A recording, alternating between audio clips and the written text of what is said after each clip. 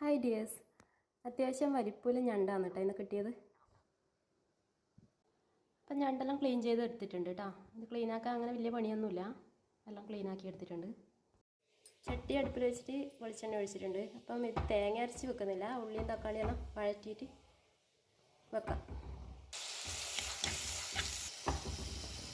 കുറച്ച് ഇഞ്ചിയും വെളുത്തുള്ളി, 2 പച്ചപ്പറങ്കിയും കൂടെ. പൊടികൾ ഇട്ടിട്ടുണ്ട്. മല്ലിപ്പൊടി, കുരുമുളക് പൊടി കുറച്ചധികം ഇട്ടിട്ടുണ്ട്. പിന്നെ പറങ്കിപ്പൊടി, കുറച്ച് മഞ്ഞൾപ്പൊടി, പിന്നെ ഒരു നുള്ളു പെരുംജീരകം, അത്രേ വേണ്ടു കേട്ടോ. ഞണ്ടിന് ചെറിയൊരു മധുരം പോലെയില്ല, അപ്പോൾ കുറച്ച് പുളിവെള്ളം ഒഴിച്ച് കൊടുക്കാം കേട്ടോ. കുറച്ചേ വേണ്ടു. ഞണ്ടിട്ട് കൊടുക്കാം, നല്ലോണം ഇളക്കി കൊടുക്കാം.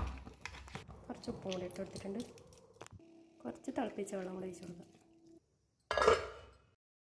അപ്പോൾ ഇടയ്ക്കൊന്ന് തുറന്ന് നോക്കാം, എന്തായി നോക്കാം. നമ്മളെ ഞണ്ട് ഏകദേശം ഇങ്ങനെ വെന്ത് വരുന്നുണ്ട്. അതിൻ്റെ വെള്ളം നല്ലോണം വറ്റിക്കാം എന്തായാലും.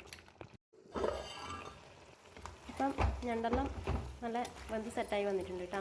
നമുക്കിതിൻ്റെ തീ ഓഫ് ചെയ്യാം. ലാസ്റ്റ് കുറച്ച് കുരുമുളക് പൊടി ഇങ്ങനെ വിതറി കൊടുക്കാം.